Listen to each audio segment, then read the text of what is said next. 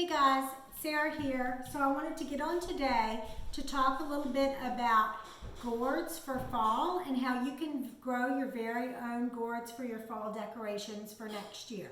So this was actually my first year growing gourds and I've been very pleased with the end result, and I just wanted to talk a little bit about it in case there are people out there that have some hesitations, because I know I did in growing my own gourds. So mainly my hesitations weren't so much about growing the gourds themselves, but what do you do after? How do you keep them, how do you cure them? How do you keep them in good shape for a couple of months throughout the fall season? So first I want to talk a little bit about the specific gourds that I grew. So the video is not sponsored by anyone, but I did use My Gardener's seeds. So I used his cornucopia gourd mix that I have right here up on the screen, and I like to support his company. I think it's a good family-owned company, and I've been very pleased with the seeds that I've gotten there and the germination rates. So again, the cornucopia gourd mix from My Gardener is what I used. I grew, I think it was 2 to 3 vines. I couldn't tell you exactly. Once the vines start growing, they all kind of go together, and there was a lot of chaos out in the garden this year, but I got all these that are on the table. I don't know if they're all on the screen. And then I still have others that are around the house and some that are still in the garage. So it was a very prolific plant. I got a lot of gourds from each of the vines. So you want to cut or to harvest your gourds after the vines have died off, after the stem is dying off, okay? So when you cut them from the vine, you want to cut the stem and leave at least 2 to 3 inches. So you can see most of these have a good couple of inches of stem remaining and intact. So I do have a few that don't have any stem, either maybe a kiddo came behind me and pulled it off the vine, or for some reason I pulled it off by accident. But the reason you want to leave the stem on is because if you don't, then that gourd would be more prone to rotting at the stem site. So actually having the stem intact helps protect the gourd. So that's just a helpful information. Make sure you leave a couple of good inches on the stem. So once you bring them in, what you want to do is give them a good bath. So what I did was I did 1 part bleach to 3 parts water, and then I threw in a little bit of dish soap just for good measure. And then I washed them very carefully. So you don't want to do anything that's going to leave a mark or a hole in the gourd. You want to be very careful that it's not damaged. Also that you don't drop them when you're bringing them in from the garden, because then that gourd would be more prone to rotting at the site of whatever that blemish was. So be very careful as you're washing them, be very gentle with them, but you do want to get anything off of them. Give them a good cleaning with the bleach water, and then I use some dish soap. I also let them soak in the solution for about 30 minutes. So I'm not sure, if that helped in the process, but I did it just for some extra measure. So give them a good wash and then dry them. And then as we're talking about the curing process, you want to find a good location to cure them. We put ours in the garage because it's very warm area and very dry.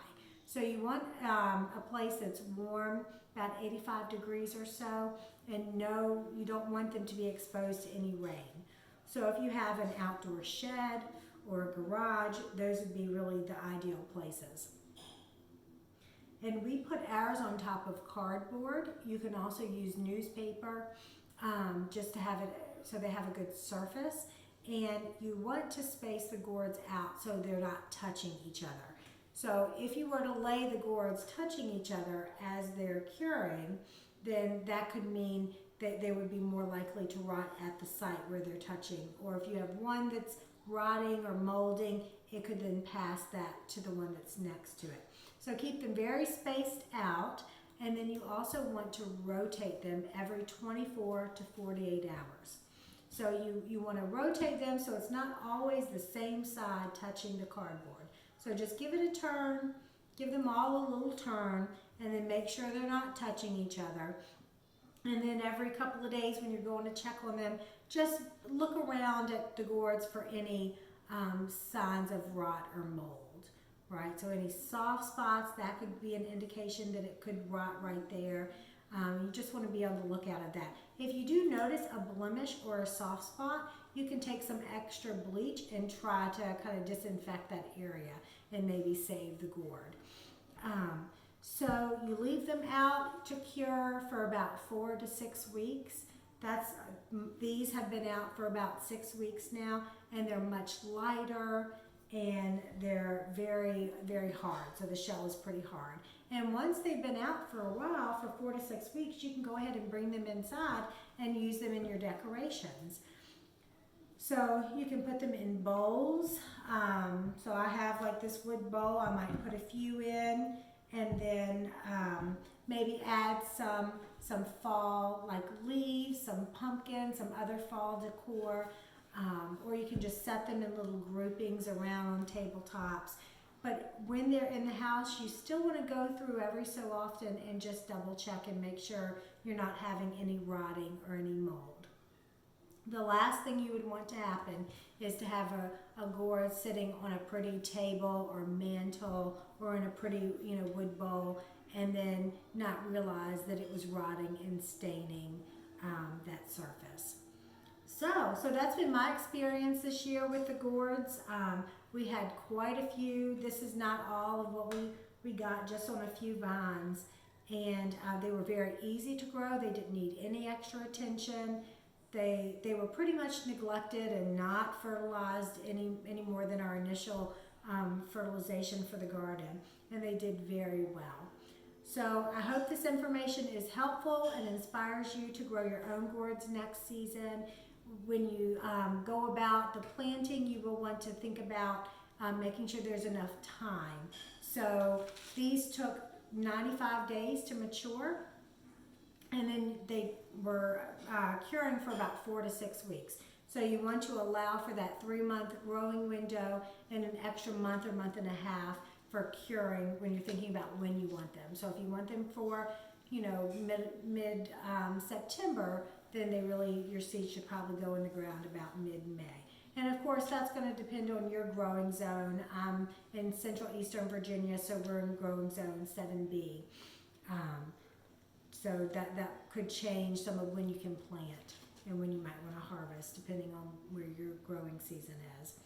So hope this information is helpful, and I hope to have a video coming up soon on birdhouse gourds. We did grow some of those this year, and so I'd like to share that information in an upcoming video. So, all right guys, you guys take care. Thank you.